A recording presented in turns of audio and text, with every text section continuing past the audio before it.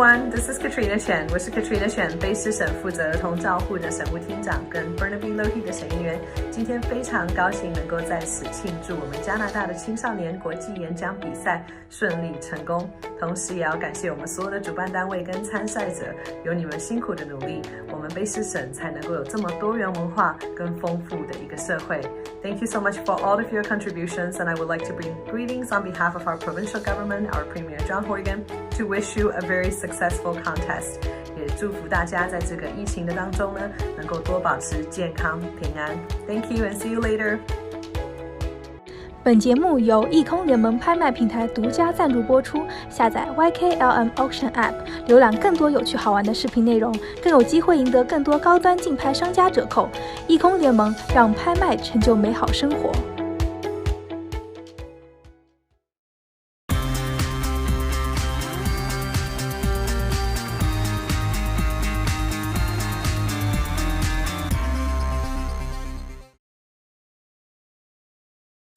Greetings, ladies and gentlemen.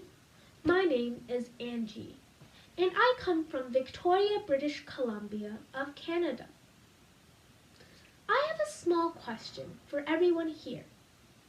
Do you ever wonder how the changes we make can affect the future? I believe all of us have. This is mostly due to our lives being filled with changes that cause a large influence.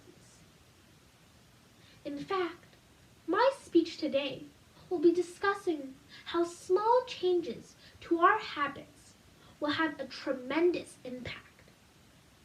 More specifically, I will be talking about how reducing the use of plastic will change our lives. Plastic is everywhere, from the cartons that hold our eggs to the bicycle helmets we wear. Almost every item we use contains plastic. This is simply because plastic is an extremely durable yet versatile item, and it also maintains a cheap price. We as human beings use plastic so much that Canada each year, in fact, uses more than 15 billion plastic bags and 45 billion plastic straws. Like what Newton says, what comes up must come down. So where do all of these astronomical amounts of plastic go when they are no longer used? Generally, Canada has two ways of disposing all of this plastic. Both are not very good for the environment. Number one, it stays on land, in our landfills, and waits 1,000 years to decompose, while also contaminating the air and the land it sits on. Many of which said land could be used to grow agriculture on, instead of cutting down the rainforests to create more space. Number two, it gets thrown into the ocean, polluting the beautiful blue waters that Canada greatly boasts about. There is currently a giant island consisting of plastic floating in our ocean called the Great Pacific Garbage Patch. Moreover, the plastic in the ocean becomes food for our marine life. Currently, thousands of unsuspecting aquatic animals are consuming this leftover plastic, and they suffocate to death each year. It is predicted that in 2050, plastic itself will outweigh the fish in our ocean. So, how do we stop these dreadful events from occurring? How can we preserve the beautiful beaches that we call home? How can we, as a human race, do better No, you don't need to reverse your habits. Neither do you have to go completely zero waste and ban the existence of that plastic in your life. This is simply due to how hard it would be for the average citizen like you and me. Is it hopeless for us to restore our precious oceans and beaches? Actually, no. Instead, all of us, as a community, can try to make little changes, as even the littlest of changes can cause big impacts to the environment. Like substituting your drinking water from the normal plastic bottles to using the tap water and filtering it. Or instead of throwing away your single-use plastic straws during your meals, just drink straight from the cup instead. Or, if you want the luxury feel, you could just buy a metal one. Just some of these small changes can help the environment. And if we can do it together, as a community, the impact would be extraordinary. Personally, my family likes to reuse our fabric bags whenever we go grocery shopping. Not only are we reducing the waste from plastic, we are also saving money. Are these changes that I mentioned not simple and easy? So why don't we all make a few small changes to our lives and create a better, more brilliant, and spectacular future for the all of us.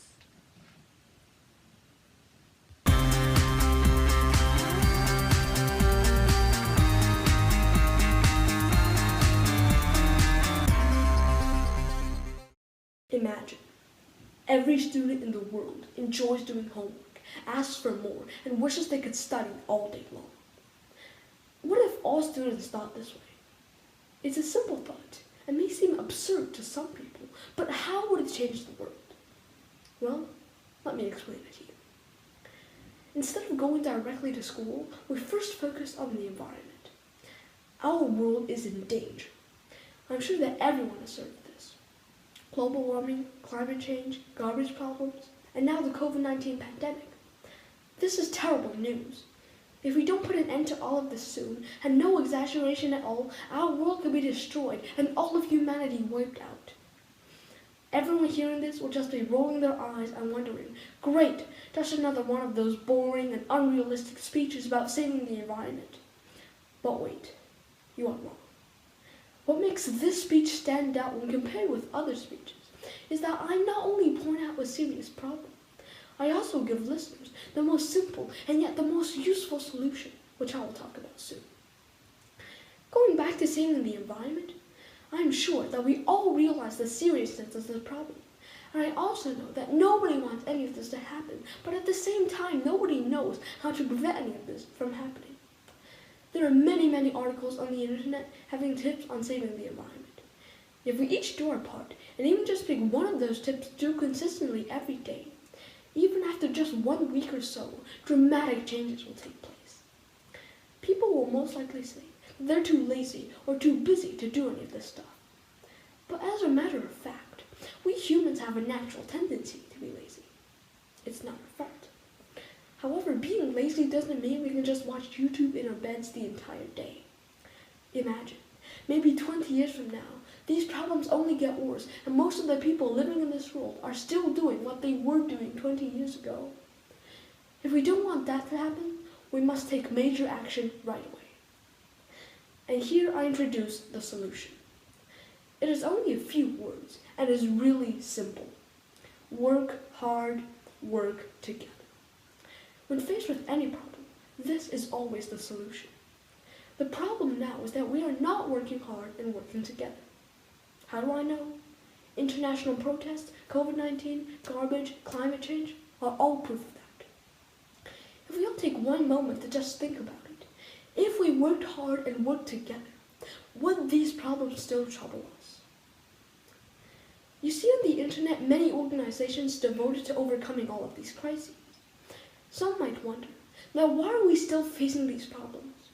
One, because they are not getting the appreciation and support they deserve and need. And two, because we still need many more of them. If they're the only ones putting an effort into solving these problems, it might seem to them as if nobody else cares for the safety of our planet, which is clearly not true. Aside from working hard and working together, another extremely useful and remarkably simple solution to making our world a better place: changing the school system. Before I get into how that can help our world, I first want to point out some flaws in the school system. Most of the students in my class, when hearing that they have a weekday off from school, celebrate happily. Have you ever wondered why this is so? One would think that if the students' jobs are to learn, and if they don't want to go to school, how will they learn? That is exactly the problem. The school system puts all students into a competitive environment and forces them to learn and do the same thing. I trust that this is not good for students. Now, how do we change the system? Well, instead of grouping kids together and forcing them to compete against other people with studies, we need to find out what is best for each student and to understand their individual needs. In addition, asking them what they like, what motivates them, and more importantly, what their dream is, can help us get to know them better. An aptitude test would be great for students to take at the start of the year. An aptitude test is designed to assess a person's capabilities to perform a certain type of task. This is beneficial if we want each and every student to succeed at some point in their lives. Based on the results from the test, we can split them into groups based on their level. That way we don't have to worry about one student getting bored because the things that he or she was learning was too easy, or another student mind-blown or perhaps even afraid because the things that he or she was learning was too difficult. We can all interact with other people possessing the same skills and knowledge, and everybody can be learning something, not be wasting time. I did one at a training institute, and to my astonishment, the class I was assigned to fit me very well. However, these tests are extremely rare and maybe aren't even a thing in some schools. Before I went to this institute, I didn't even know that such a thing had existed. My point is, more aptitude tests in schools will help students, parents, and teachers to have a much better understanding of where a student's level is at, and then teachers can, based on this information, be able to group certain kids in certain groups based on their level. If we put in more and more aptitude tests in school environments, students will be trained to work together. Every student is born smart, and some with greater potential than others. Even at my school, I am friends with a few people who I know are really smart, but also have to listen to the stuff that they learned many years ago in class. They are held back by the school system. If teachers ever tried to make them do an aptitude test, they would realize that the class they were in for many years don't fit them at all. But if they were assigned to one class together, with other students having the same potential, they won't be wasting time. So now, how does adding in more aptitude tests help solve environmental issues? Well, if students actually learn new things every day in school, they will learn to work hard and work together with fellow students, and they can use that skill they learned in school to accomplish many more things in the future, including solving these problems. So if we train students this way now, I know that they will work hard and work together, contributing a solution to the world, and maybe even convince and motivate other people to follow them. If we just did what I had suggested, we are able to solve this problem within a short amount of time. We have to show students that all the classes they do in school are all building towards their future goals. If students realize that, then they will be much more willing to attend classes and complete homework. However, teachers also need to realize that we can't assume all students are the same, their future dreams are the same, and the style of learning in schools fits everyone. We have to create classes especially designed for students that have the same interests and hobbies, Or if we know that their future dreams are similar, we can group them together, and that way they will be happy learning together. Small changes, big impact. By just working hard and working together, we are able to gradually solve these crises. But remember, everyone has to contribute their part because we are a team and we can overcome any challenges blocking our way to success and victory. There are absolutely no limitations as to what we can possibly do, but one thing is for sure. We must work hard and work together.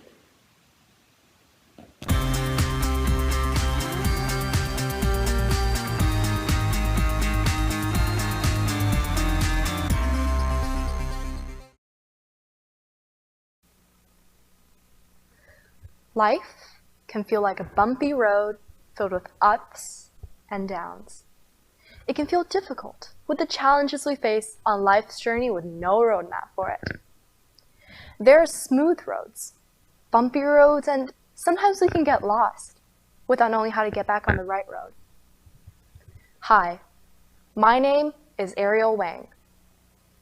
When I am on a bad road or I am lost in life, I sometimes have a little monster in my head that gives me negative emotions. Uncomfortable feelings stir inside my body, like fear, disgust, loneliness, and they make me feel terrible. How many of you have been on a road like that? Well, I call it the road of car sickness.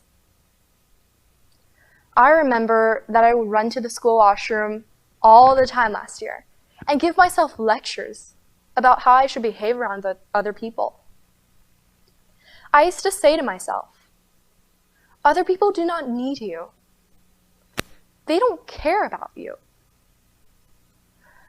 You see, I had these beliefs that my classmates were judging me, talking about me behind my back, and that no one really liked me. Well, when I am on that road in my life, it feels like there's a giant black hole in my stomach, absorbing every speck of happiness. At times like this, I feel nauseous, weak, and hopeless. Then there's the road of pressure, and I take this road often. It's like speeding down the highway of life, going way too fast. And that can cause a deadly crash. Now, pressure causes stress, and stress can do a lot of damage to your physical, mental, and emotional health, such as anxiety, depression, headaches, irritability, fatigue, and is often referred to as the silent killer.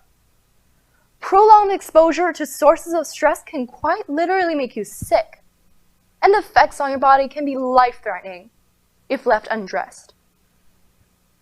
I learned this the hard way. In the summer of 2019, I was taking extra classes throughout the summer holidays. I was getting up as early as 6 a.m. and going to bed very late, doing homework. I was putting too much on my shoulders, and I had pushed myself to the max at full speed.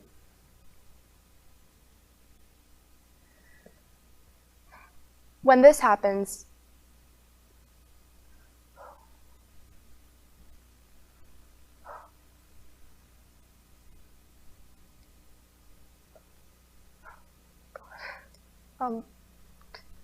I had pushed myself to the max at full speed.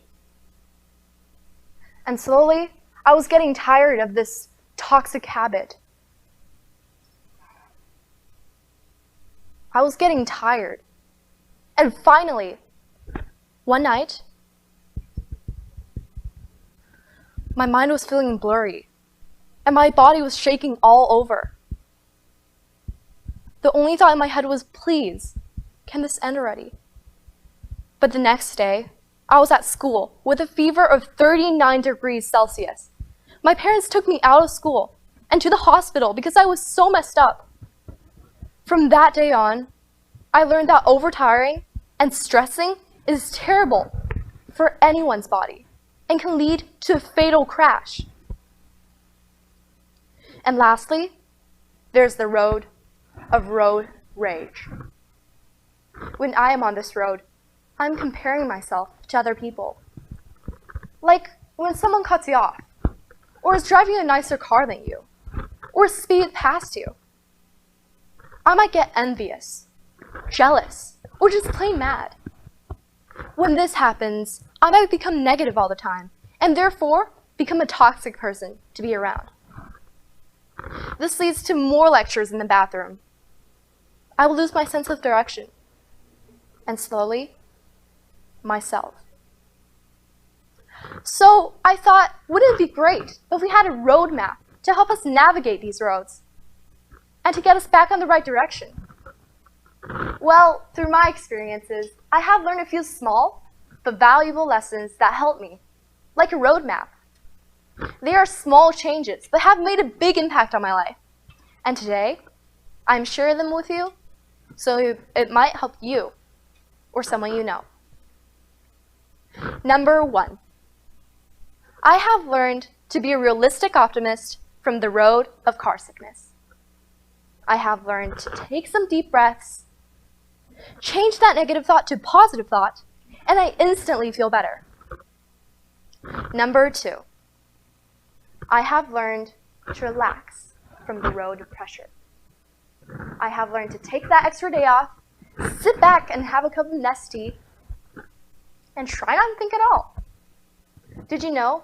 Scientists say that giving your brain a good rest helps it to restart and to even improve your memory. And lastly, number 3. I have learned to accept from the road of road rage. I have learned to stop comparing myself to other people and live my life to the fullest, because I know that I am the only one who can control my destination. In conclusion, always know that you are worthy, because really, a world without you wouldn't be the same. Live and enjoy your life to the fullest, because you are the only one who can control who can control your destination. Everyone has a place on this world, and everyone has a reason to be on it, including you.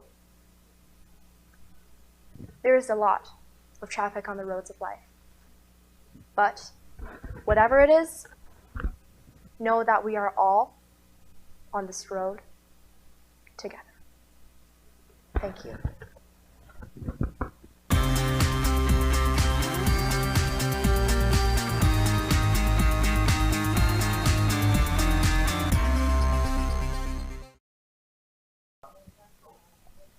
Imagine this.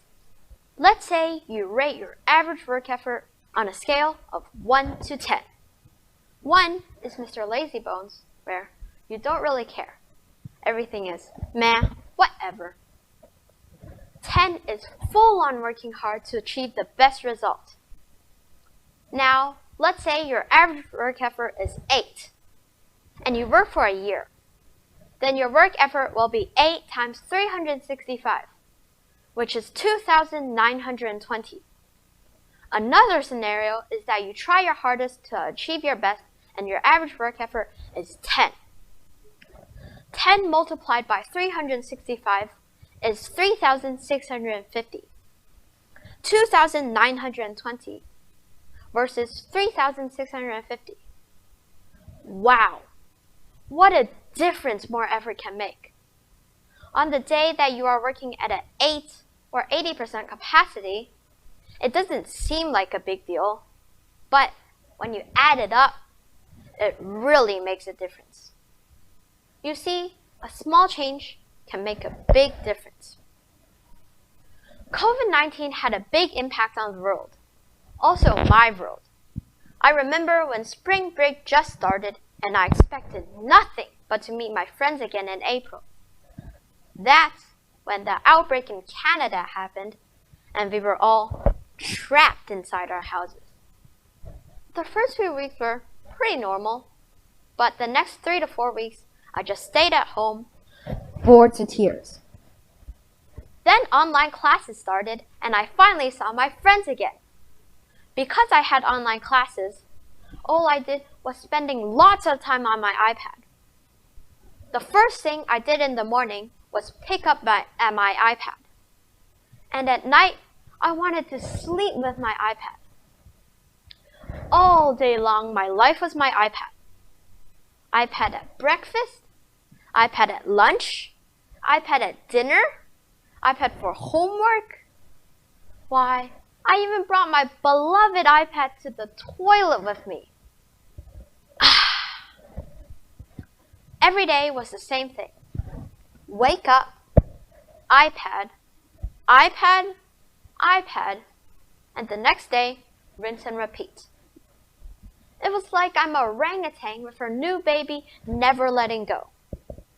Like a kangaroo with a joey in her pouch.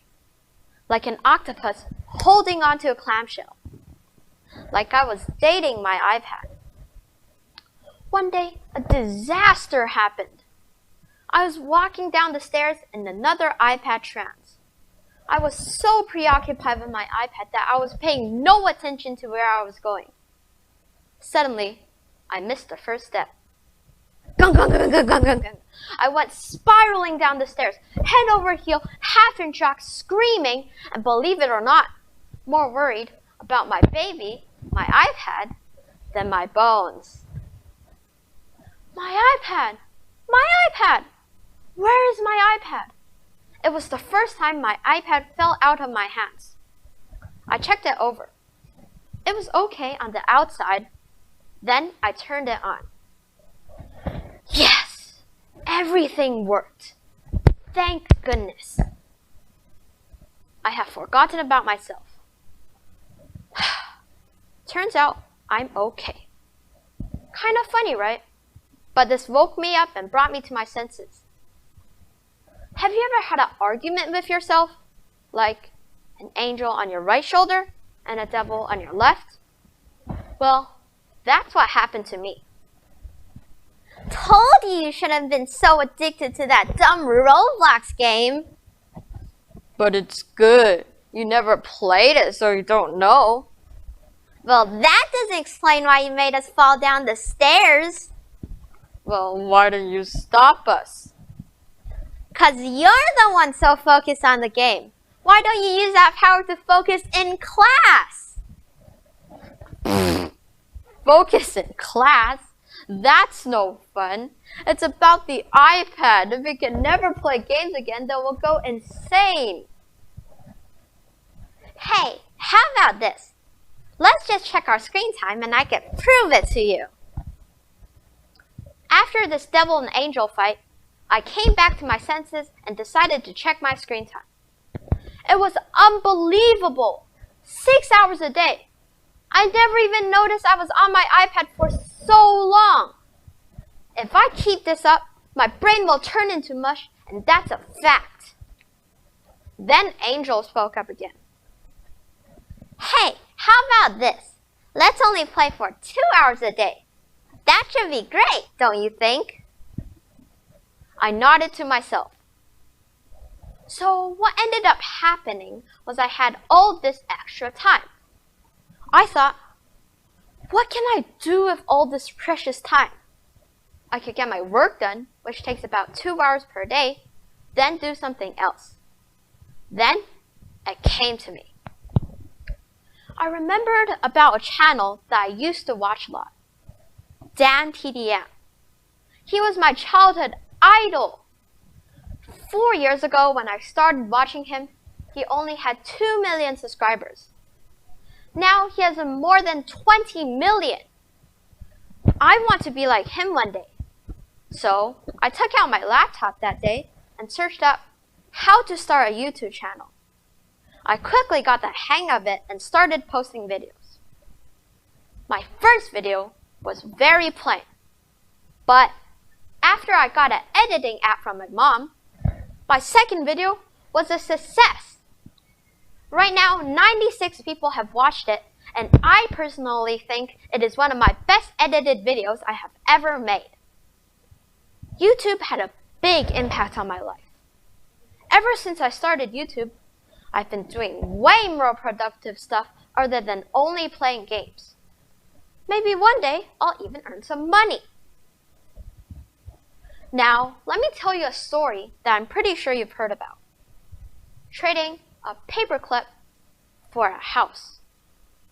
You see, Kyle McDonald was working at his desk one day when he saw a red paperclip.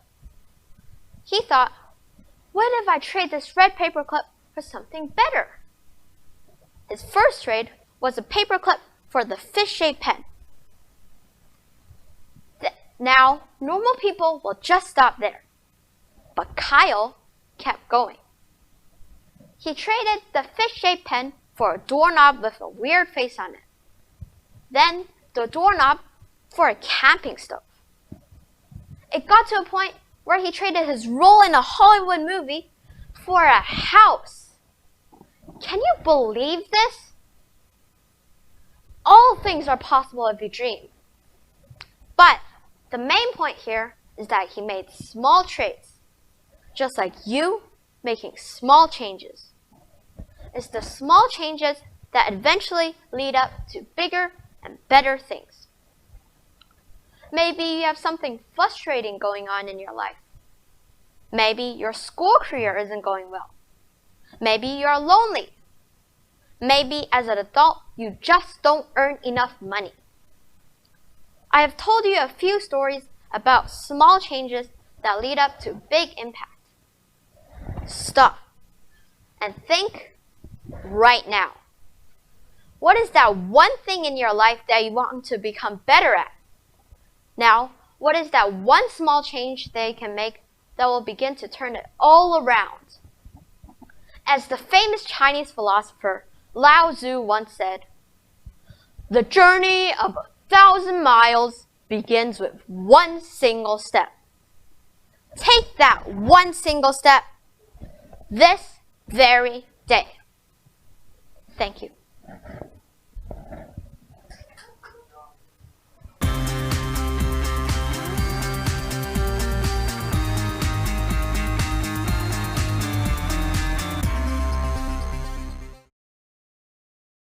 How many microplastic can you eat in 1 month? This might sound surprising to you, but I hate to tell you. Scientists have proven that we can eat up to 4 credit cards, which is roughly equivalent to 21 grams of plastic. Microplastic is a key word. Microplastics are small bits of plastic that decompose from big type of plastic, like for example, a plastic bottle. Then, these things are not visible by the naked eye. On the other hand, with macroplastic, it is a bigger type of plastic, but it's still decomposed from solid plastic bottles. It is visible using the naked eye, but it still could be as small as a grain of wheat. Now, most of the plastic that are used by us go to the ocean or the landfill, and sometimes even worse, the incinerator. And you still might don't understand, okay, we know that how the plastic breaks down, but what about the 4 credit cards? Do we just grab a credit card from a wallet and just eat it down? No, it's not correct. It is very hard for some people to understand, but I will make it very simple. Here's a simple food chain for you. First, a plastic bottle decomposes into microplastics. Then, a small shrimp eats it. When the small shrimp eats it, it has the microplastic. Then, sooner or later, a tuna or salmon eats it. Finally, a fisherman catches it. Then, it gets delivered to somewhere, for example, a restaurant. You go to the same restaurant and orders a fish. The fish was the fish that I was mentioned earlier in the speech. Then that's how you get microplastic into your body. We have some groups, like for example, the Ocean Cleanup Group. The Ocean Cleanup Group helps the world. They make machines that can improve our waters by using systems that do not use diesel or fuel. They use natural resources. For example, the wind and the sunlight. Now, during one of their missions, they say that they want to close the tap. Well, you might think closing the tap is just easy, getting a sink and then closing the tap, but that's not correct. Their meaning is that they looked at 1,000 rivers and noticed almost every single river that inside the 1,000 rivers leads plastic into the ocean. So closing the tap means they want to close the tap that lets plastic fall into the ocean. Thank goodnessly, they are working very hard and have made systems for the ocean and the river. And now let's talk about what can we do to save the ocean. I'll tell you two things. First of all, bring your own bag to shops. Now, plastic bags can use a lot of petroleum or fuel to make it. Since that fuel or petroleum is consumed very quickly by people. And you can use, for example, paper bags or reusable plastic bags to go to shops or anywhere to buy stuff. And the second thing is, look at the 7 recycling numbers. The 7 recycling numbers are sometimes uncommon, or I should say, are not really visible. But unless you're very clever and flip the bottle upside down, then you can see it very clearly. And they have 7 numbers on it. Here is what the numbers tell you. 1, 2, and 5. Those stand for commonly recycled, or I should say, they are recycled in every single place. 3, 4, and 6. They are counted as soft plastic, but sometimes they could still be recycled. And if you want to recycle them, they have special places to get recycled. And then the last one, 7. 7 is the one that's not recyclable. Even though some say that this is reusable, or I should say decomposable, they're not really decomposable. You have to still put it in a pot or something and melt it, heat it up at a 65 degrees for 30 days, which is technically the same as putting it in a landfill. To wrap it up, as Helen Keller said, one can do so little, but together we can do so much for this world and for this plastic corruption. Thank you.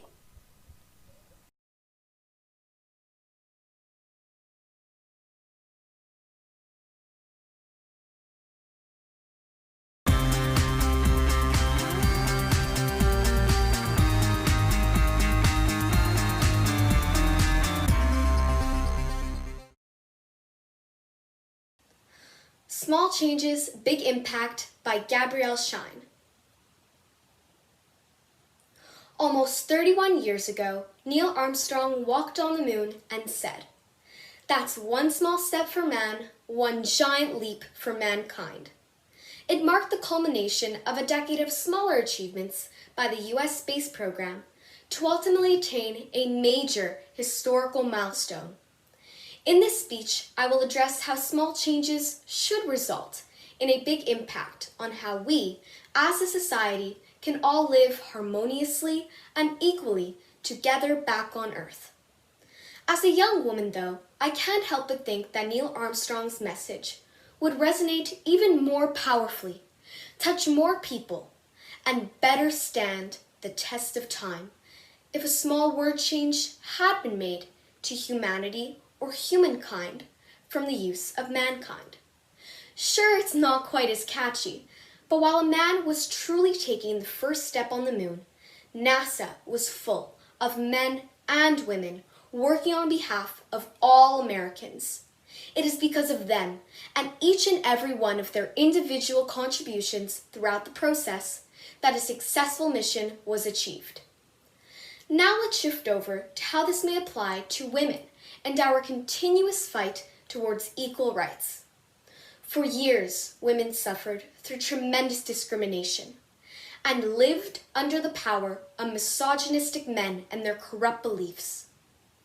It wasn't until the rise of the suffrage movement, which took place in Western cultures in the late 19th century, that women were able to gain basic rights, such as allowing them to vote, hold elected office, and have a say on their marital status. Of course, these changes may not seem like much. However, they were only the beginning, acting like great catalysts for future progress. Fast forward to 1912, and we saw the first female hired as a professor at a Canadian university. Another change transpired in 1940, when women became eligible to vote in provincial elections. Then, in 1969, the notion of head of the family was removed from the civil code in the province of Quebec. In 2007, the Quebec cabinet, for the first time, was composed of an equal number of men and women. Each of these milestones represent key steps along the road to eventually achieving equality for women. We can't change history. We can't go back to 1969 and re-script Neil Armstrong. Unfortunately, it seems we can't even learn the lessons of the racial tensions that prevailed during that time and have resurfaced in 2020. We can, however, seize upon an opportunity in recent weeks to try to push ahead with changes that can help to slowly start to heal decades, if not centuries, of racism. It would be great to find a vaccine for racism, but let the scientists focus on one for COVID-19 first. It falls to the non-scientists in society, however, to figure out some of the small changes that will be needed to curb racism, and eventually, plus somewhat optimistically, eradicate it entirely over time. In 2014, Eric Garner was gang-tackled by policemen and choked to death. People on social media expressed much outrage at yet another death of an African American at the hands of the police. In addition to this, politicians swore that they would pursue action. However, nothing happened. 6 years later, George Floyd was choked to death by policemen using excessive force. This time, the public outcry has seemingly had more traction to stimulate changes from defunding police forces and instituting better enforcement techniques to respecting people of color and better understanding the movement of Black Lives Matter. We're also seeing corporations pledge to hire more people of color and promote them into executive ranks and bring more of them onto company boards. Let's hope that these promises are fulfilled, with these small changes in time serving to steadily reduce systemic racism in society, which would represent the truly great impact.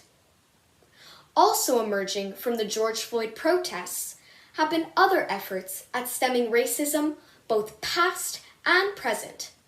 Several monuments of historical figures who owned slaves were completely demolished by groups of civilians. This should ultimately demonstrate how determined people are to not necessarily erase racism from our past, but to stop commemorating and promoting some of our ancestors who were part of the problem we are trying so hard to resolve today. Other racist symbols of the past include the Confederate flag, which NASCAR recently decided to ban from all of its events and properties. This is an amazing example of a sport taking the time to listen to the struggles in our current society and institute real action. Not to mention the enormous fan base of millions they are also helping to influence and educate. Other sports and large organizations may also be inspired and wish to adopt similar changes and continue to spread awareness to people who are willing to listen, especially when the message is coming from important voices. Speaking of influencers, I am not trying to discredit the many powerful corporations, advocates, and celebrities who have been very vocal about this crisis and have managed to use their large platform to spread awareness through powerful speeches. Although, now is the time to instigate real change and effective advancements. No matter the size, Each of these changes are another key step to a brighter tomorrow. We currently aspire to send the first human to Mars, and there are those that are already diligently pursuing all of the small changes required to succeed. I hope by the time this happens, we will have already resolved a few of the societal tensions we have on Earth using the same method. That is, one step at a time, and working through those small changes as we strive towards a common goal of finally being able to respect one another equally.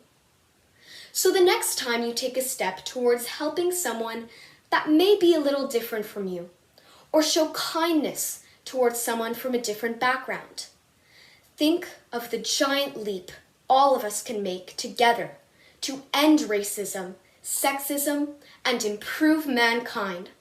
Actually, scratch that last word. I mean humanity.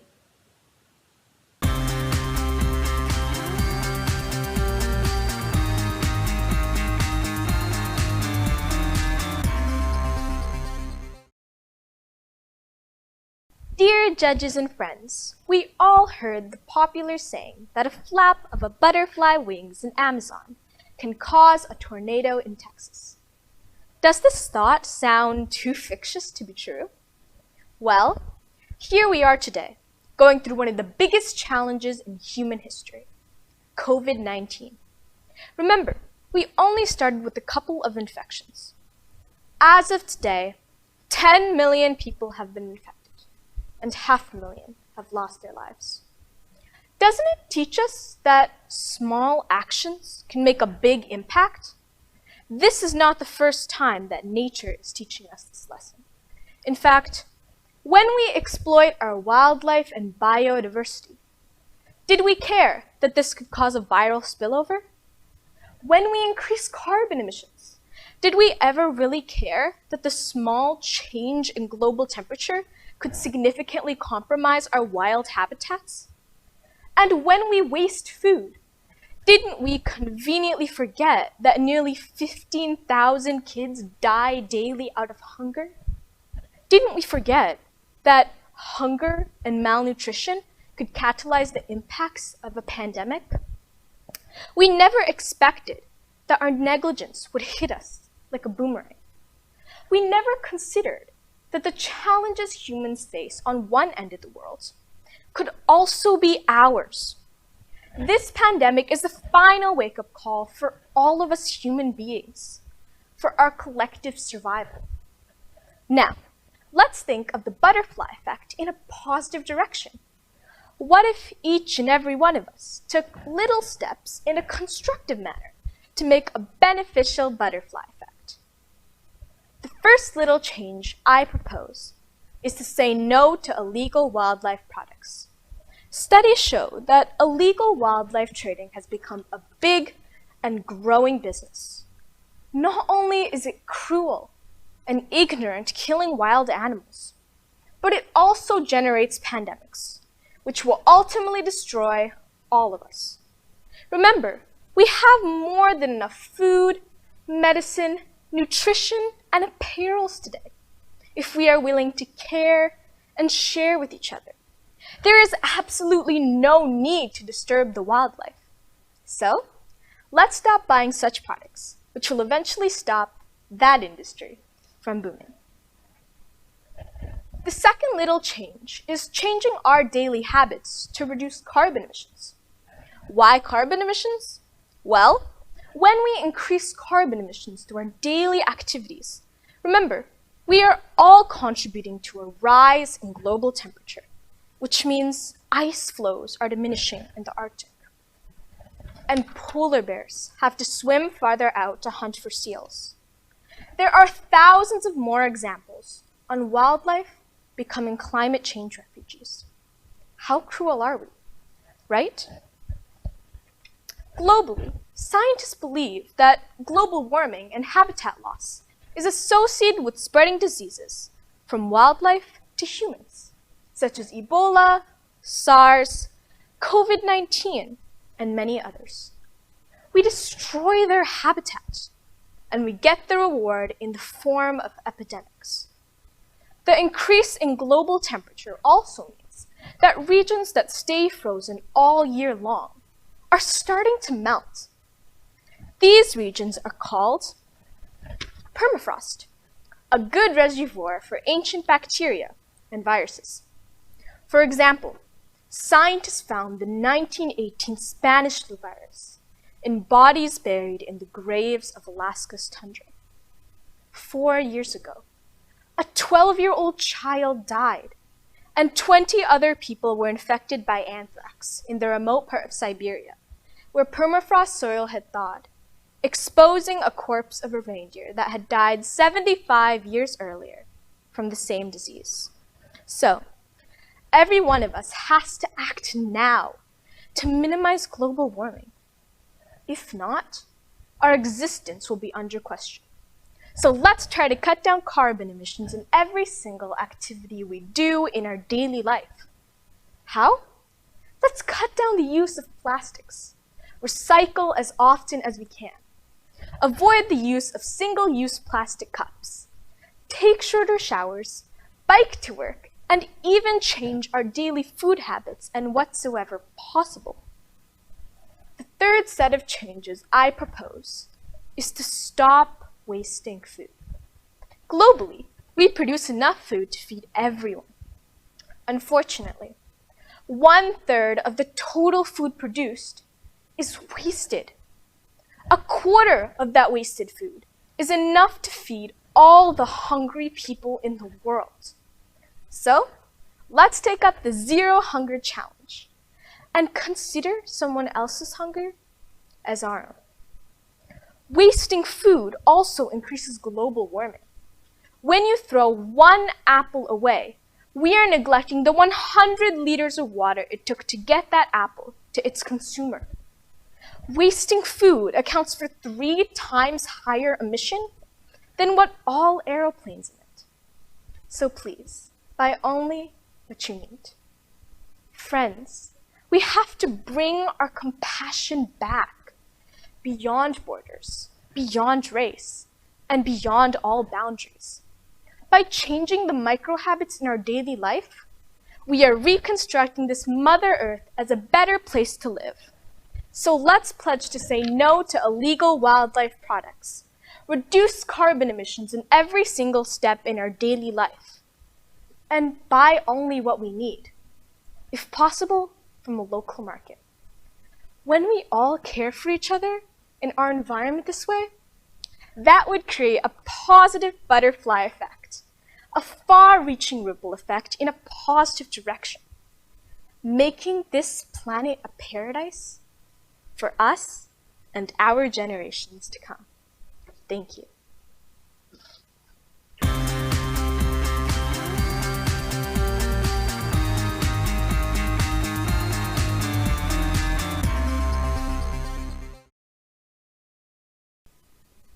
Imagine shivering on the street on a cold winter day, having not enough food in your stomach.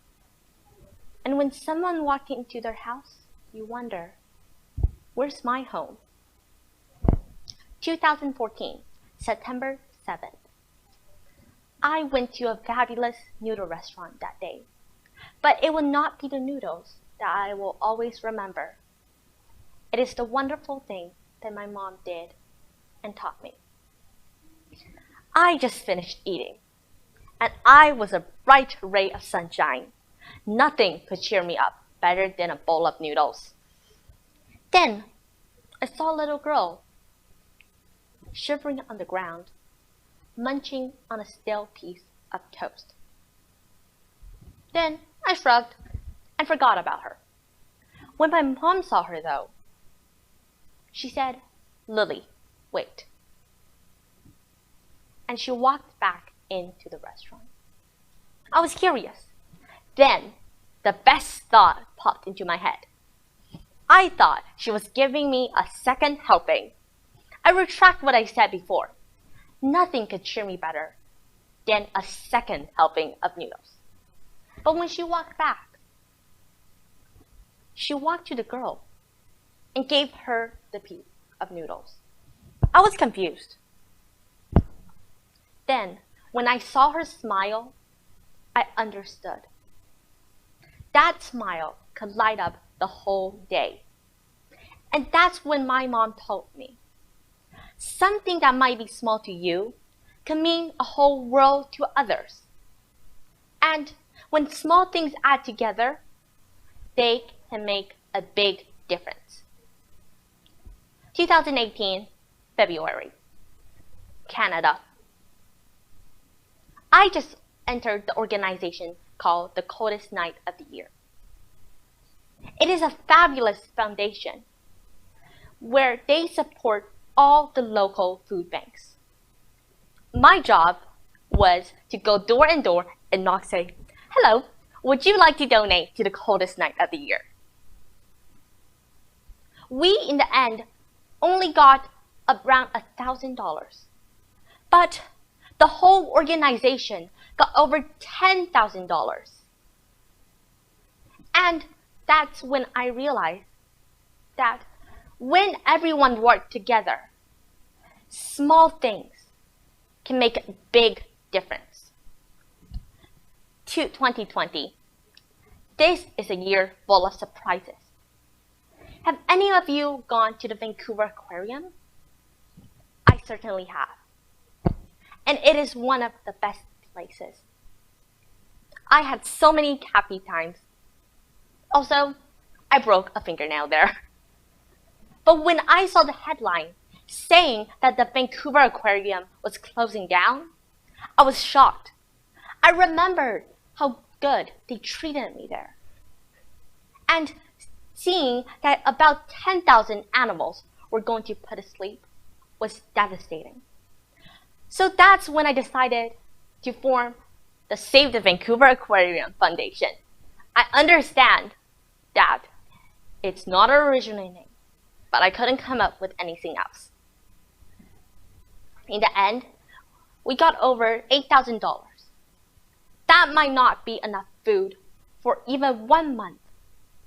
But together, we, in the end, got the Vancouver Aquarium to reopen on June 28th. In conclusion, next time you see someone shivering on the floor, give them a smile, a cup of coffee, or a blanket, or maybe even a hug. No, forget that thought. It's COVID-19, so we need to social distance. Because something that's small to you can mean a whole world to others. And small things can make a big difference.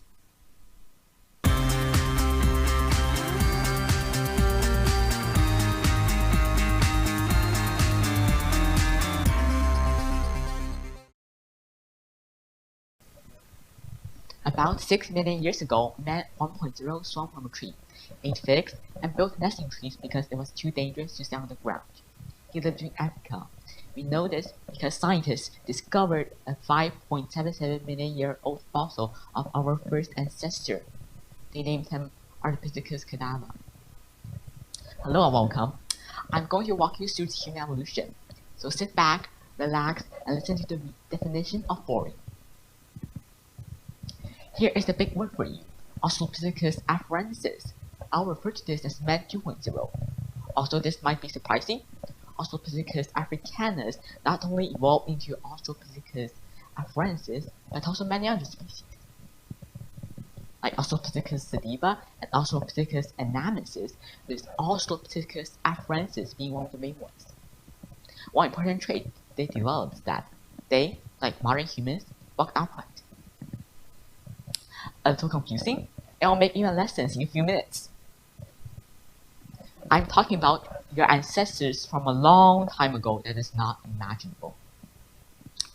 Man 3.0, Homo habilis, existed 2.1 million years ago. They are the first ancestors to start eating meat more commonly. They manufactured the old one's stone tools and likely used them to be faster in gathering foods. In fact, they do not kill animals. Instead, they scavenge the carcasses of crows and hyenas using their tools. But because they could not move very fast, when they arrived at carcasses, All that was left were skeletons. Clean skeletons with no meat or any edible matter on them. Even cleaner than a piece of clothes that is washed in the washing machine for 30 times in a row. To obtain energy, Homo habilis utilized their tools to break the bones and eat the marrow inside, which was enough for a 2-man meal. Homo habilis developed new tools to eat the precious meat. But do you know what the importance of consuming meat was? The answer was that it could help them to increase their brain size. I wonder if they knew that. Man 4.0, Homo erectus. They started traveling for long distances because of their evolved legs that were designed for it. As a result, they spread to Europe and East and Southeast Asia. Also, they could craft more advanced tools having more specific purposes, like chopping wood, and started the Asian industry. In addition, they domesticated fire and used it to cook and harden material. Furthermore, they pioneered the earliest expressions of art, such as cave art and engravings. Man 5.0, Homo naledi. They were less like modern humans than Homo erectus, yet they were more recent than Homo erectus. They had curved fingers good for using tools, and their diet contained hard food that carries environmental grit. Man 6.0, Neanderthals, the closest relative to us. A fun fact is that people in Europe and Asia share 1 to 2% DNA with their Neanderthal cousins. Neanderthals lived in Europe in a time when an ice age was happening. In fact, the same ice age is still happening right now, and it will not end unless all ice has melted. Also, ice may seem to be common, it existed only for 10% of the Earth's history. Now, Neanderthals, so suddenly became extinct about 30,000 years ago, actually had a larger brain than us, and evidence suggested that they had started burying the dead. A bigger brain size did not mean that one was smarter than another, or one would live and the other would not. It only meant that the person had more room to develop. Same with the species. Man 7.0, you and I. It took only 7 million years to get here. We are the same as other versions in the sense that we need food, water, and shelter. But if Man 1.0 met us, we, coming out of the sky in our helicopters, would be treated like babies. During human evolution, each generation is a little bit different from the previous one, just a tiny bit. Over time, the small change from one generation to another accumulates and becomes a big change. And the group of humans who has the most beneficial change survives and evolves into new species. Because the change is gradual, species in human evolution are only used for generally dividing the evolution into different parts. Just because one human belongs to one species and another human belongs to a different species does not mean that they're completely different. It only means that scientists set the boundary of the traits that belong to different species in between them. In my opinion, instead of a straight line, human evolution is more like a tree diagram, with one species evolving into many different ones. And the species mentioned in this speech is only a fraction of the total species in human evolution. A small change for each generation has created us, Homo sapiens, and we are influencing the Earth's greatly now, more than any other species that once existed. What will happen in the future, you ask? The question reminds me of a conversation I had several days ago, and it looks like this. I asked Trelawney's magical crystal ball the same question. It answered, well, if nothing went wrong with the AI, and humans have safely passed climate change like COVID-19, they will probably continue to develop and face new crises. I said, but if one of these things do go wrong, then it will probably be the end for Homo sapiens. It said, I conquer, and developing a society is just like playing an infinite complex game. It gets harder and harder, and there's just more and more danger when it goes on. But no matter how hard you try, it will not end unless the society has become history. All that once lived will be gone, and all that once led will fall down. We, humans, are just an insignificant species among the vast, borderless universe, and the appearance and extinction of this is only like a drop of water in the sea of space. Humans are not as important as you think. Be humble, be respectful.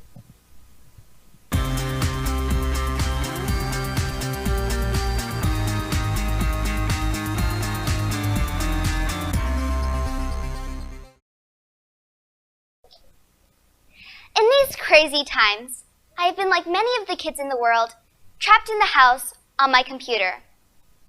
I'm practically glued to that device like flies on flypaper. I eat with my computer, I sleep with my computer, I walk with my computer, I brush my teeth with my computer. Why, I even go to the bathroom, sitting down with my computer. There, I watch this really addictive TV program in peace. The program is funny, entertaining, and the plot is so intriguing. The characters are so cool. They live such carefree lives, not afraid of offending others, and not afraid what other people think of them. They're bold and outrageous. I want to be just like them. I promise myself I'll only watch one episode, only one. But at the end of the episode, I have to watch one more.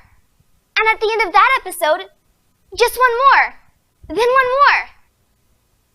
You get the picture. There is this insidious problem. The program is so funny and entertaining, but it's a cover-up. The characters are funny, but sarcastic. Entertaining, but disrespectful. Friendly, but uncaring. The program is silently teaching me bad ideas, poor morals, and a negative attitude. I become rude and disrespectful to everyone around me, caring less about what they think and more about me and my agenda. You already said that, Mom. Stop nagging me, okay? Dad, that is so annoying. I'm not acting like me. It's like I'm being programmed. I am negative. I have a bad attitude. I am always right. I don't like this version of me. I don't want this version of me. I hate this version of me. Then I realized something profound. TV program? To program means to make a computer do what you want. I was being programmed. So I thought, if I'm going to be programmed, I will choose what to be programmed with.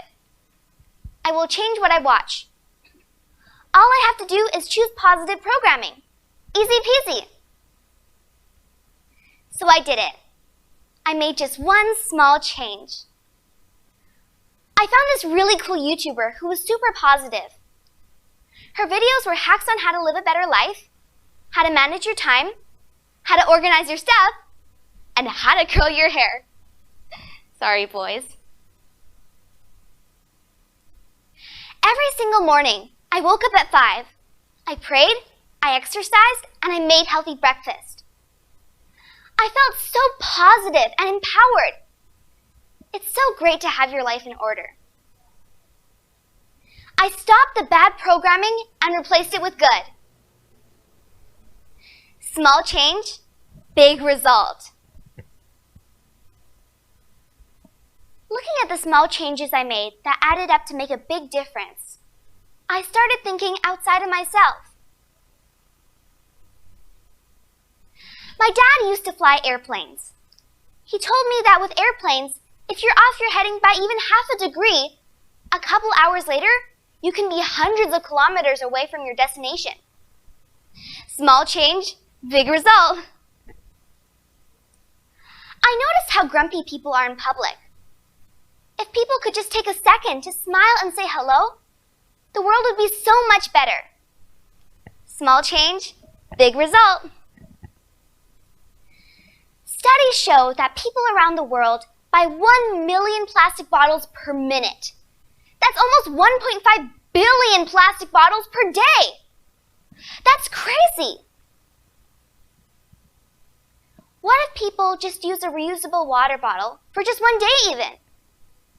Small change, massive result.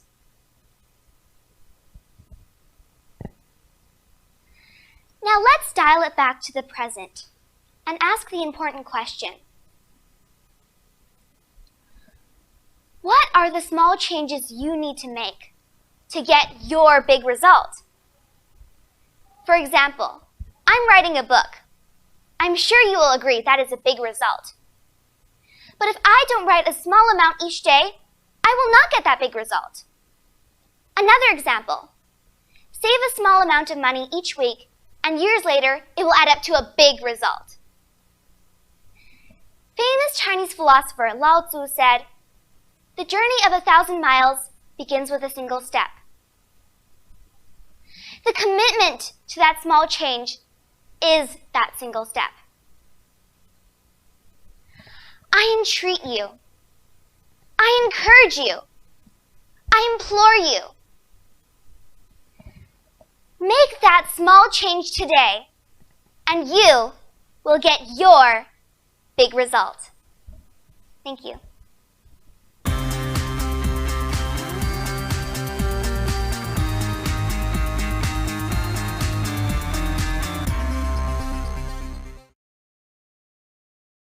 Friends, let me just get a little bit intimate here.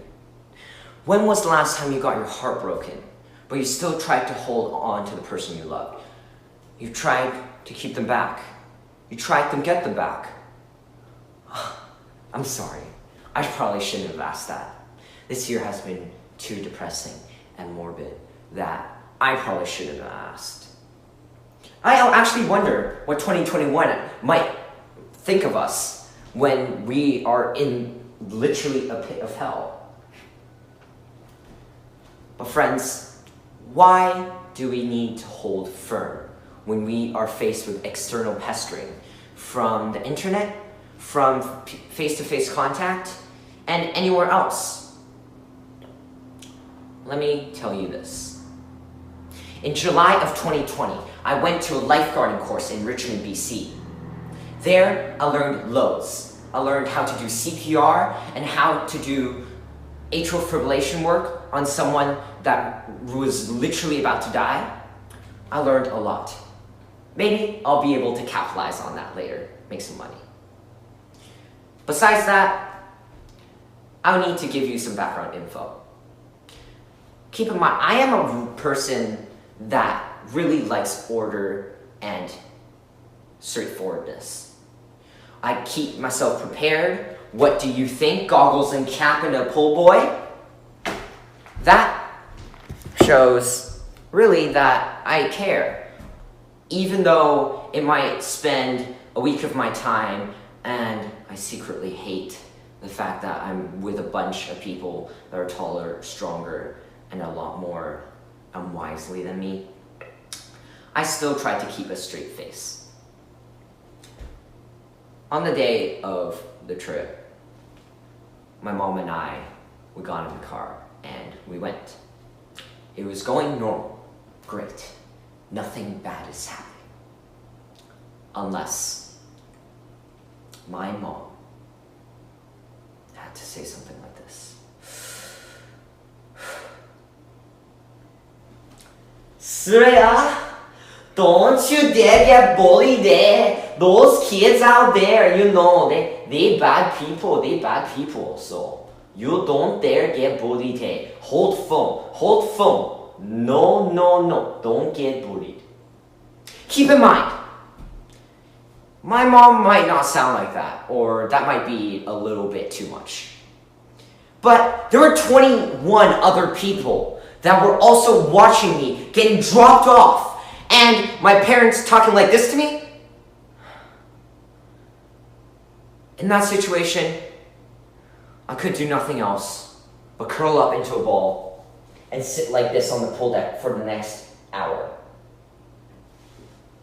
The course started at 11, and by then, it was already lunchtime, and I felt a little bit more calm. That gave me to know that maybe everything was going well. I was wrong.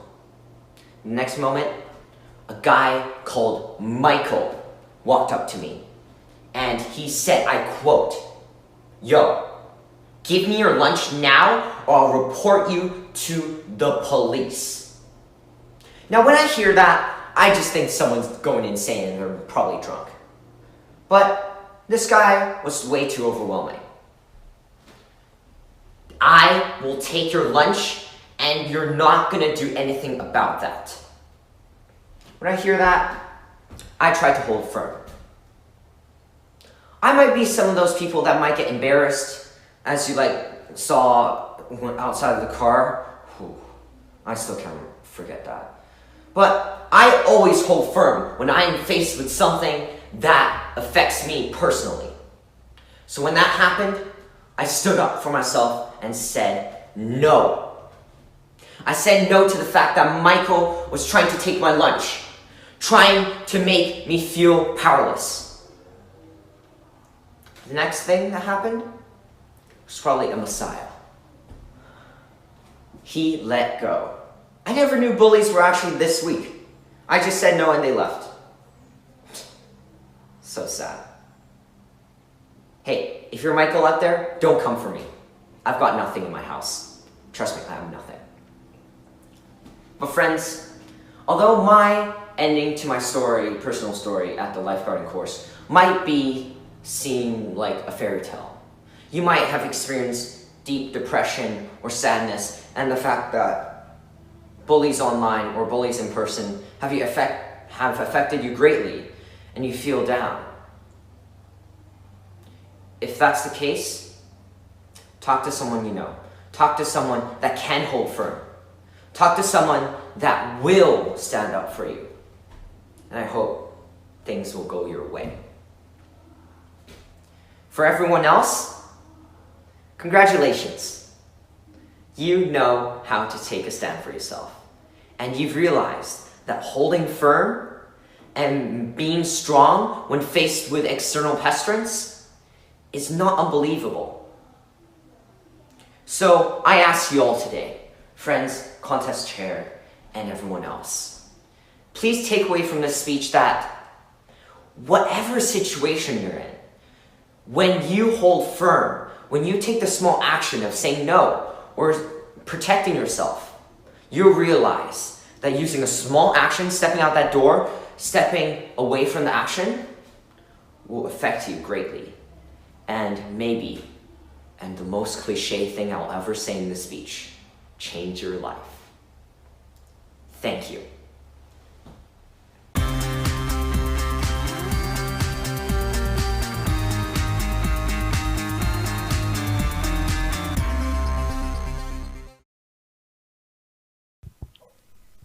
Two months ago, I'd been visiting my sister's house quite often, since it was still quarantine and everyone was bored to death, including me. For 2 whole weeks, nothing seemed to happen, until the 3rd week. I was just walking out of my house on a normal Sunday morning until I got a message from my phone. Now, for some reason, I thought it was my crush, so I slowly brought it to my eyes, imagining what was she gonna say to me, until I realized it wasn't my crush. It was Siri. Now, despite the extreme disappointment and weird realization that Siri actually gives you messages, you are not going to believe what she said to me. 5 minutes drive to sister's house. Open maps for navigation. Now, I know that many of you may think this is normal. Like, aw, isn't this nice of her? She's such a nice lady. She's so helpful. Why are you shocked at her amazing helpfulness? Well, last time I asked her to do my homework, and instead of giving me the answers, she stupidly babbled a bunch of nonsense. This time, without even asking, she knows all about my personal life, all about my schedule, and who my sister is. Now, I believe that this isn't my unique privilege, and that many of you might have had a similar experience before. Currently, these small changes happening in our lives represent a huge impact in the future as the start of a technological revolution. It represents human society swiftly start to adopt new technologies. We used to sit in our houses worrying, boasting, and flexing our knowledge about these technology with weird names like quantum computers, artificial intelligence, nanotech, like who even named these things? Now, whatever the name is, here they come, and here are 2 huge impacts it will have on humanity. The first area these small changes will have an impact on is, of course, our daily lives. Now, have any of you seen those futuristic movies in like 2075 with floating cars, no diseases, and toilets that help you clean up after you defecate? Oh wait, I'm pretty sure that's already a thing in Japan. Anyways, instead of staring at those weird pieces of metal with stupor, have you ever wondered how we'll ever get to that point? There isn't just going to be a truck of robots suddenly going around the city one day and delivering one for you to your house. The process of us relying on technology is going to be slow and gradual, with small changes at the beginning, just such as Siri stalking us, and greater ones in the future. You know what? Siri is probably listening to us right now, thinking, oh no, my plan of taking over has leaked out. Currently, we're at the beginning, where these small changes are taking place. However, after years of gradual approach, our lives will be significantly impacted, maybe just like those futuristic movies, or maybe not even close. AIs, with their amazing analyzing abilities, can communicate with other AIs swiftly using networks that are far more advanced than the overrated 5G. Like, stop talking about 5G is not that great. It's going to be outdated one day anyways.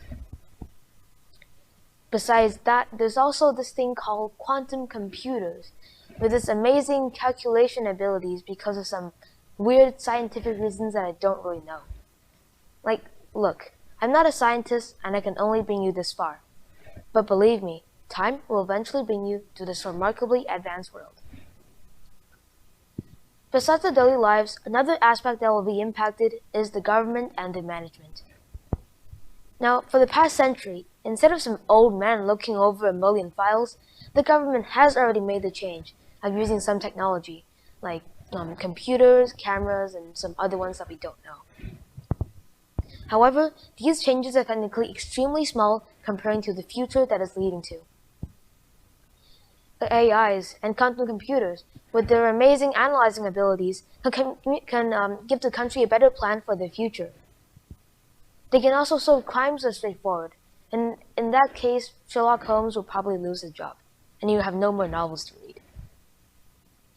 With the assistance of these technology, all those issues that we worry about, like global warming, climate change, all these issues will have a better solution to them with more intricate analysis of it. Only if we analyze our world better, we can know it better. And only if we know it better, we can deal with it better. And all of that could never happen without the small changes that led to it happening right now. Therefore, small changes in our lives are having a huge impact in the future as we rely more and more on technology. Our future is guaranteed to help the assistance of these weird medley things. Some people worry about it, some people don't care, and especially those who worry about it, they think that they'll have consciousness and take over someday. Well, I can't speak for them, and no one knows what's going to happen. All we know is that it is going to happen. What we should really worry about is our jobs, because jobs that don't require too much creativeness, like yours, will be completely replaced by robots in the future. Cashiers, drivers, referees, judges, actually maybe not judges, but all these professions, just like yours, will be completely gone. Technology has already replaced the job of that old man looking over 1 million files in the government agency. And believe me, one day it will replace your job as well. Thank you for listening.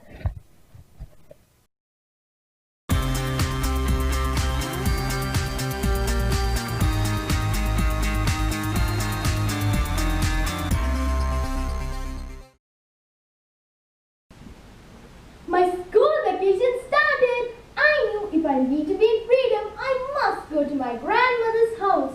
Mommy, today I really want to meet my grandmother. Can you make some delicious sweets for her? Of course, my darling. She said by taking me to the supermarket. From the supermarket, she bought a lot of items and dropped me near the village road because of a busy schedule. Just then, I felt as if I was a bird released from the cage. Hence, I ran at top speed. Suddenly, someone bumped into me. Oh, sorry. We both cried at the same time. Yunara? Is that you? Amelia, you? After a long time, I'm going to see my grandmother. How about you? I went to the village shop to get some supplies. We both started to pack back our items into our bag. Since my items were in tins, packets, and containers, they are easier to collect. But Amelia, her items, sugar and tea, are wrapped in newspapers. Oil is put into a refilled bottle. Her vegetables vegetables were in an old hand-weaved bag.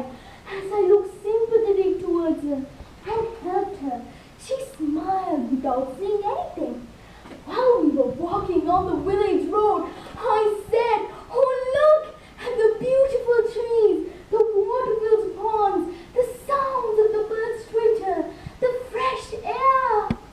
But in the city, there are no paddy fields and ponds at all. There are only few trees. Animals and birds have no space to live there. Even if animals could live there, only cats so grown that all the garbage around could be seen. Although they are floors, it contains dust and small particles." Yes, Vinara, why do you think that happened? Have you ever thought about it? The answer to this is in the difference of our bag. All my items are wrapped in newspapers. We refill the oil using the same used bottles. And the time to go from shop to home is a short time, so these items are enough for it. We villagers love the nature. Whatever we use, we make sure that it does not harm the environment at all times. We never use plastic and polythene items. But look at your bag, including the big polythene bag, inside the bag are polythene bags, plastic packets and containers, tins, more than the items you bought. Isn't there much more plastic and polythene which you dispose and throw out? Even though in the short time we use it, it can't decay to the soil even in 1,000 years. When I heard her words, I felt as if I woke from sleeping. Things like plastic and polythene that do not decompose in the soil. Did we think at any moment that our environment is getting destroyed? If we release these materials to the soil, while the poisons get added to the soil loses its fertility. After that, trees don't grow in that soil due to the lack of fertility.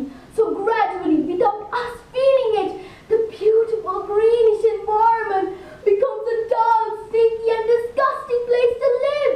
It not only affects the lack of food, but also decreases the purification of air. On the other hand, if we release these substances to the water bodies, the water becomes dirty, poisonous and filthy. Because of that, not only we don't get clean water, but also animals and plants that live in the water get seriously affected and get destroyed. Imagine that to get rid of these substances, we burn them to the atmosphere. We are adding harmful toxic gases to it and creates a threat to vegetation, human and animal health. Do you know that every second 160,000 plastic bags are used around the world, and altogether it adds up to 1 trillion plastic bags being used each year? Currently, the 90% of marine debris, that is one kind of plastic or the other, affects 267 different species of animals. If we joined all the plastic bags in the world together, they would circumnavigate the globe 4,200 times. To date, the best estimates say that there are around 6 to 12 million metric tons of plastic going into the oceans each year. That works out to be 15 shopping bags of plastic for each meter of global coastline. When thinking about all these facts, we realize very well how much this plastic and polythene destroy our world. If we don't stop this now, not only the animals and vegetation get destroyed, but even humankind will be extinct from this planet forever. The main reason to the pollution of the environment is the plastic polythene, which is used only until you get your doorstep. Just to quench your thirst for a moment, why do we need to put more plastic to the environment than the water inside it? If just one person used recycled plastic bags over their lifetime, they would be removing 22,000 plastic bags from the environment. When we can clearly see what's happening as humans, why can't we understand this small thing? We only should make a small change in our day-to-day life. If we all take this individually to each other, and why can't we try? Instead of the packaging outside the items and the polythene bags we put inside, let's take the items in a cloth or paper bag.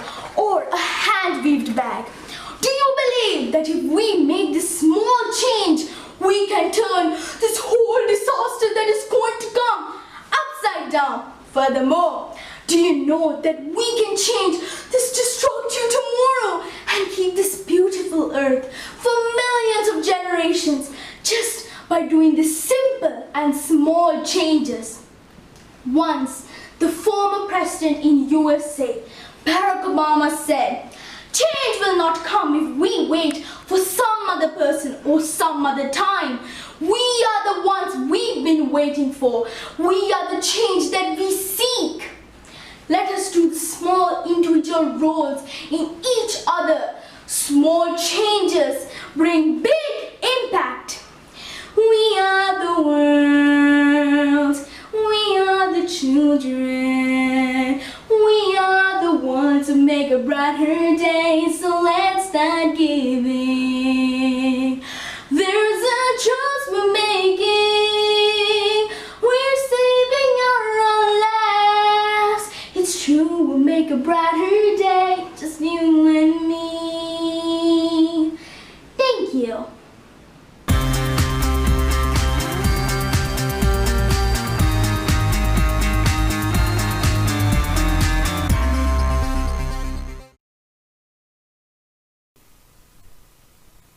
The global pandemic has transformed homes into islands of isolation. But we could cope with a different type of weapon named kindness and unity. The receiver of your kindness act will pass it on to more and more people, and this way it could influence the world. It only starts with a single smile you give to someone, and it will double, it will triple, and finally resulting in smiles and happiness everywhere.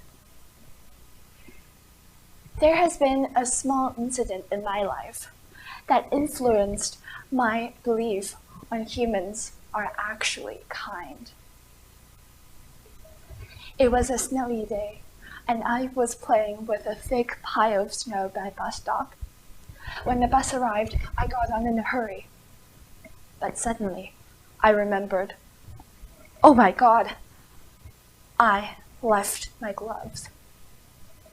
I was so disappointed at myself. And the rest of the day seemed unbearably long. Finally, in the evening, when the bus had approached to the station, I spotted my gloves from a far distance. Surprisingly, they were lying neatly on top of each other on the bench. This is not where it's supposed to be. But anyways, I ran over to hug them. Oh, I can't imagine what happened to you today. I'm so worried. Maybe an old lady waited on the bench for its owner.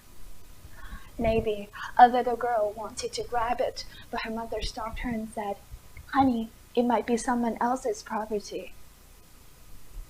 I felt delighted, but ashamed, thankful, and also surprised. Above all, I felt, how could I? How could I believe that humans are evil when there's tons of evidence that humans are actually kind? Right at this moment, my attitude towards this whole world had changed.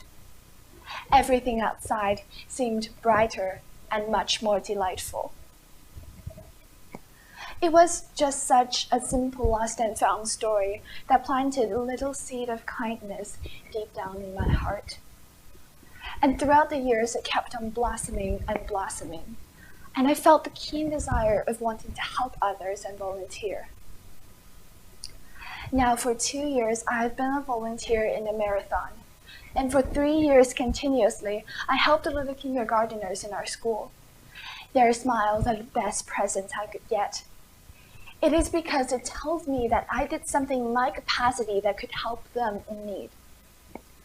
Whenever they run over to hug me, I felt warmth in my insides. Whenever we do something that is beneficial for others, it takes away the doom and gloom that's engulfing everybody at the moment.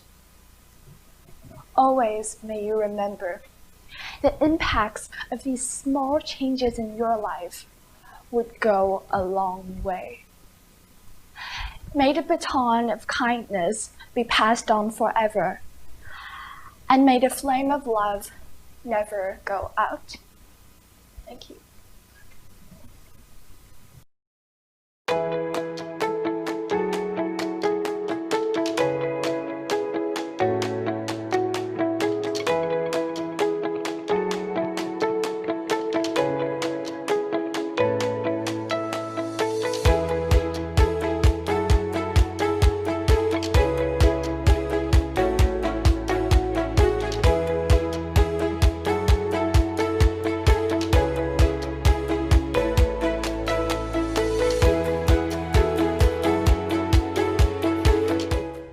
Hello everyone, this is Katrina Chen. 我是 Katrina Chen， 卑诗省负责儿童照护的省务厅长跟 Burnaby Lohi 的省议员。